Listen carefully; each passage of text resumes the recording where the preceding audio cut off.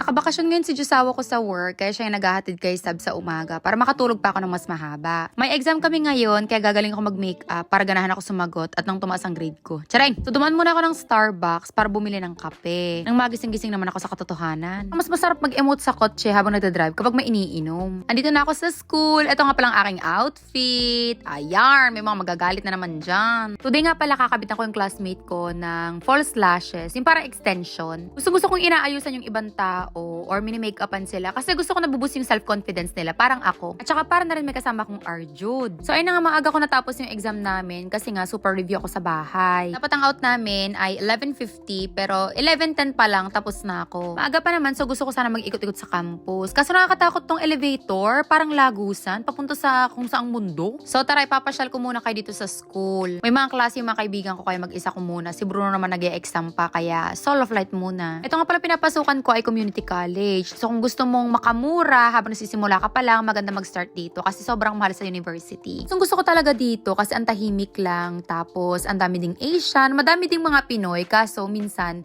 hindi mo alam na Pinoy sila kasi hindi na sila nagtatagalog. Tapos yung iba mukhang Latino o kaya Latina. So dito ka pipila kapag bibili ka ng libro. Hindi pa ako naka-experience bumili dyan. Ang mahal mag-aral dito, lalo na kapag foreign student ka kasi mahal ang mga libro. Ako naman sa Amazon dumidiretso pag may mga kailangan ako. Kapag may ebook naman na available o kaya libre, o di go. Kaso mas gusto ko talaga ng libro kaysa yung ebook. Tapos may mga binibenta rin pala sila ditong mga gadgets. Kasyang-kasya yan sa bag ko. Wala naman nakatingin. Charot! Meron din pala ditong Starbucks. So may Starbucks dun sa kabilang building, meron pa dito. Kaso sarado sila ngayon.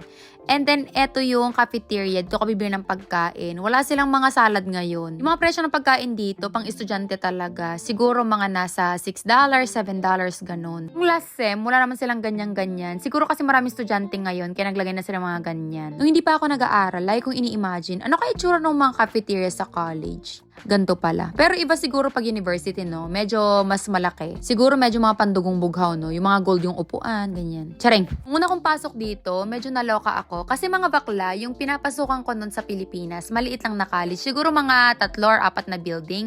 Dito ang dami, iba-iba. Siguro ganito din sa Manila, no? O kaya sa mga malalaking syudad. Yung college kasi kung saan ako nag-aral, mga 1,865 na tumbling, naikot mo na yung buong school. Fall na ngayon, kaya kung mapapansin nyo, nag-iiba na yung kulay ng mga puno. Kapag nagbago na lahat yan, ipapakita ko sa inyo. Ang ganda. May ganap dyan sa Humanities Building kanina, kaso hindi ko na nasilip, sayang. Pagkatapos mag-exam ni Bruno, nag-text, tambay daw kami. So ayan, pumunta kaming cafeteria para bumili ng sushi. Nakahanap kami ng pwesto na pagtatambayan, tapos nag-ipon-ipon kami ng mga kaklase ko. Nakita ko din yung mga kaklase ko nung last sem, tapos ayun, nagkwentuhan kami. Mga bandang alas 12, umuwi na ako. Tapos ayan, oras na ulit para magtrabaho, work na naman. Tapos kung gumawa ng mga contents at nag-reply ng mga comments, nanood na ako ng K-drama. Ito ang aking me time. Ibig sabihin, bawal akong istorbohin. Wala naman ako masyadong gagawin ngayon. So, ayun, nanonood ako ng 100 Days, My Prince. Maya-maya, inaya ko ni Jusawa ko na pumunta ng Giant.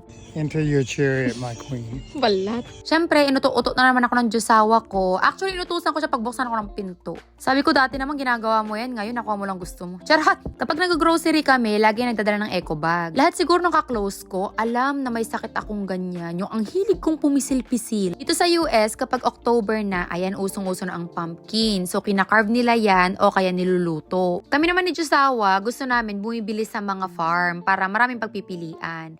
Ayan o, ang daming decorations. Pero pupunta ako ng Ross niyan kasi mas mura doon. Alam niyo naman ako, kuripot. Ang tagal ko na nagkikrave ng gantong mangga. Kaso every time na pupunta ako doon sa Korean store, ang lalambot na. Siyempre gusto ko matigas. Uunahan ko na kayo mga bakla bago niyo pa sabihin. Hindi pa ako buntis, hindi ako naglilihi. Nagkikrave lang. Meron din sila ditong kamuting kahoy. Masarap yan sa nilupak. Eto naman, masarap sausawan ng suka. Lalo kapag yellow-yellow na sa loob. Huwag lang hinog ah. Eto nga pala yung bago kong favorite na Pringles. 3 for $7. So, syempre, kukuha tayo ng 3 para makamura. Tapos, kukunan din natin sisab ng Oreo. Mag-grill si Jusawa ko today. So, for side, ang gusto ko ay sweet corn. Kapag nga pala kumakain ako ng burger, gusto ko may apple. So, kumuha na kami 2 for $3.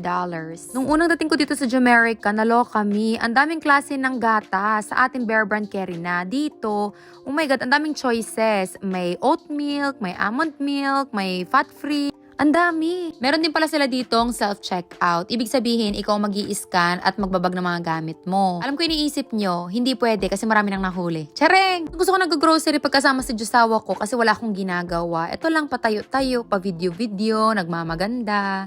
Yun lang. Pagka-uwi namin ng bahay, nagmadali na akong gumawa ng sandwich kasi susundin ko na si Sab. Tapos ay nagpapa-video ako kay Josawa ko. Joke lang. Hindi ka nagmat? Dami yung mat. Ang sakit-sakit ng ulo ko. Nagra-rounding numbers. Ala, kadali-daling mag-rounds. Siyempre, nanay ka. Ako, bata pa lang ako. Buti sana kung teenager ako. Pagkasundo ko kay Sab, dumiretso na kami sa music school. Maaga pa naman, tsaka wala pa yung coach niya, kaya pumunta muna kami dito sa My Donut Ducks para bumili ng, bakit para ang bastos ducks? Charis! Para bumili ng donut.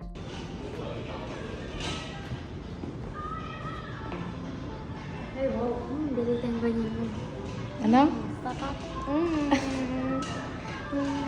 First day ng voice and guitar lesson ni Sab today, so super excited ako para sa kanya. Pagkatapos niya maglaps dyan, umakyat na kami kasi mag-alas 4 na. So pagka-uwi namin, nag-ready na si Josawa ko para mag-grill. Gustong-gusto ko naman hindi ako magluluto today. Ito nga palang aming backyard, so yung punong yan, dyan yung lagusan papunta sa mundo ng mga mulawin. Charot! Ay si Josawa ko pala, nagbayad para mataniman ng damo tong likod namin. Sabi ko nga, sana palay na lang tinanim natin dyan, marunong naman ako magsikat, magraap. Ito naman yung tanim ng dalawa, ang ganda ng mga bulaklak no fresh. Parang ikaw. Tapos ito naman yung aming shed. Diyan tinatago ni Josawa ko lahat ng kayamanan niya. Charay! Ito nga pala yung mga tanim niya. Yan na lang natira. Meron pa rin siyang bell pepper tsaka konting kamatis na maliliit. Lumalamig na kasi kaya unti-unti nang namamatay yung mga halaman. Pero may mga ugot pa rin dyan. Meron pa rin yung kamote sa loob-loob. Pero hihintayin ko muna siguro 1 week saka ko pipitasin yung mga ugot ng kamote na yan. So yun lang mga bakla dyan. Tapos ang ating vlog for today. Love you. Bye!